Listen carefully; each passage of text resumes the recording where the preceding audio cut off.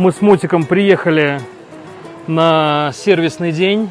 Загонять в мастерскую грязный мотоцикл – дурной тон. Хотя, если честно, я не интересовался у местных, как они к этому относятся. Но Африке уже прям пора было освежиться. Последний раз мыл ее в Канкуне. Так что юниора на мойке я загрузил аж дважды. С первого раза он не справился.